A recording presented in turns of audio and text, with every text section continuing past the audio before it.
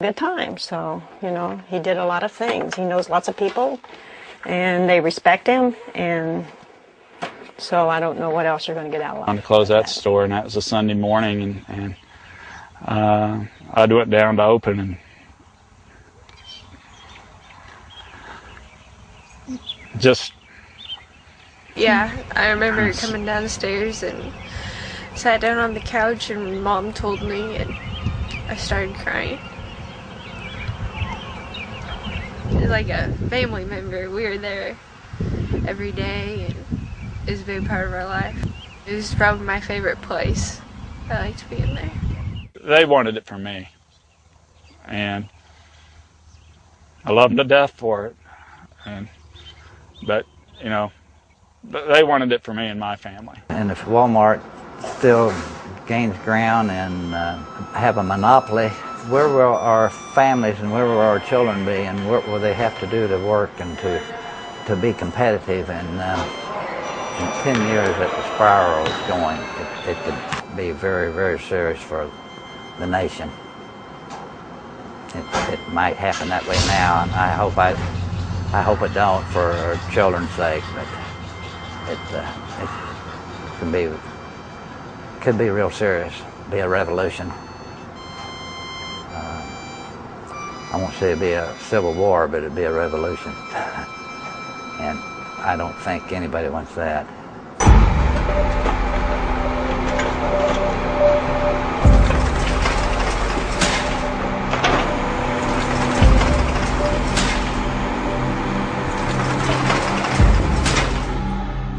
I'm Kim Arcetta, and I'm a 4th and 5th grade bilingual teacher in Denver, Colorado, in the Denver Public Schools at Newland Elementary School. And Wal-Mart received subsidies of about $1.7 million. And with that $1.7 million, our Denver metropolitan area, that could have kept the 3 schools that we just closed down this spring open. I'm Monica Jefferson. I'm a speech-language pathologist, and I work for Special School District of St. Louis County. Wal-Mart receives over $31 million in subsidy from the Missouri government. Cathedral City made a $1.8 million investment, but because of Wal-Mart's lies and not stepping up to the plate with their commitments, we're short on policemen, we're short on firemen, we've eliminated the recreation division of the city. We're not able to provide the services to our residents that they need and deserve. And we're going to have lives hanging in the balance because we're not going to be able to provide these services. My name is Charles Haase. I've been a 4th grade teacher in Washington State for many years. When I think of the $1 million that Wal-Mart received for its distribution center and what we could have done there for students, it's outrageous. Taking revenue away from our community that will have a direct impact on our ability to continue to provide some level of service. In Illinois, Wal-Mart has received $100 million in subsidies, and that has affected our school systems. That money could go into our school systems to rehire all of those support teachers that we need back, those support personnel. We could have our school psychologists back, our social workers back, our counselors back. We could pick up, and these programs are being cut because Wal-Mart has received subsidies. Now, what we're facing currently is that Wal-Mart and Sam's Club, which are the same people, for all intents and purposes, have, in fact, for business purposes, decided that they are going to leave our community. And not moving 20 miles away, they were moving 2 miles away. Not very far away. In fact, one is being built right on the property line of our city, which we still will not receive any benefit from. Just outside the city limits. So just as we were about to begin to receive 100% of the sales tax revenue from that deal, we found out that we'd been the chumps. You end up with a vacant building of the size that most businesses can't fill. So you have a huge building that sits vacant for months and years.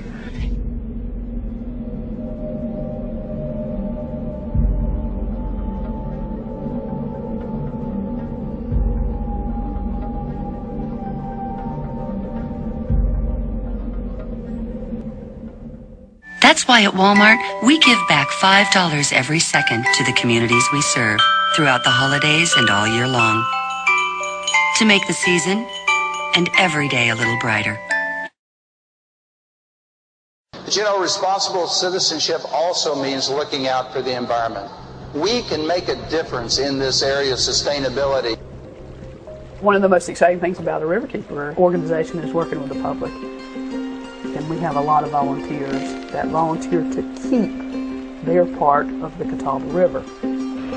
Because the Catawba River is dammed 11 times and has 11 lakes on it, we have lakes with coves, and so we call our volunteers cove keepers. And these cove keepers work to safeguard, protect the Catawba River. Essentially, we did an investigation and we visited about 7 Wal-Marts in the Catawba River Valley to see what their environmental practices were and judge whether their current environmental practices would have an impact on the drinking water of the town of Belmont. And what we found in every single case is that Wal-Mart had a practice of storing herbicides, pesticides, and fertilizers in the parking lots. What concerned us most about this particular case was the proximity of this Wal-Mart and the creek running right by the Wal-Mart site, and that creek empties right here at the intake site. For me, when I'm out on patrol and on the river and there's a drinking water intake right there, what I know is that there's a mom somewhere who's at a kitchen sink and she's putting water in a bottle to make formula for a baby, and that baby is drinking. The labels on some of the herbicides and pesticides said this product known to cause reproductive harm by the state of California and birth defects. These pallets with bags and bags of this material, many of them broken and busted and spilling on the pavement, every time it rained, all this material was washing right into the stormwater and eventually making its way here to the Catawba River, the source of drinking water for almost 2 million people in the region. So we began calling Wal-Mart to really express our concern about these chemicals making its way into the public drinking water. And they gave me a name and a phone number of somebody in Arkansas, the headquarters, to call.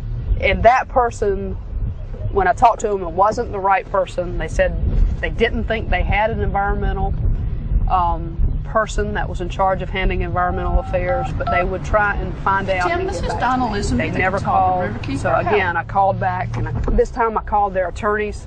I called the person, the contact name they gave me. I called their attorneys and said, look, I'm not getting any answer from anyone at corporate Wal-Mart. And because I haven't, I'm going to start a weblog.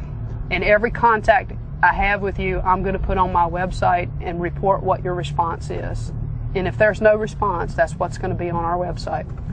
And so that's what I did. 2 or 3 days later, they still didn't call back. We then sent them the law, and I elevated the rhetoric and said it appears to us as if you're violating the storage laws. We are getting ready to contact our attorneys. Still, no one called. Finally, the attorneys for Wal-Mart who had testified in the hearing gave me the name of a person that they thought was their contact. I finally reached that person at Wal-Mart headquarters in Arkansas, and he said he had just started the job. He had been in training for the last 2 weeks, and he didn't know what to tell me. So at this time, I started calling the news media and asking them to do a story. We got a great local news station here in Charlotte, North Carolina that responded on camera showing these pallets and pallets and pallets of chemicals, herbicides, fertilizers stored in the parking lots right beside the stormwater drain. It ran in the morning, the noontime, the 6 o'clock, and the evening news on that day. It just so happens that the Wal-Mart manager for the local story where most of the video was shot, that had 81 pallets of this material out in the parking lot, saw the story. Called his regional manager first thing the next day and said, you won't believe what I saw on the news last night. And for all his stores in the region, he had them pull those chemicals from the parking lots and put them undercover. As I read the case history and all the environmental fines, and particularly the consent decrees from the Attorney General's office ordering Wal-Mart to establish better environmental protection, what flabbergasted me most about the lack of corporate response is their apparent disregard for these consent decrees and that they hadn't taken them very seriously. It's only the local guys. I can say in my history as riverkeeper, I don't think I've ever encountered a corporation, be it a power company, an oil company, as unresponsive as Wal-Mart.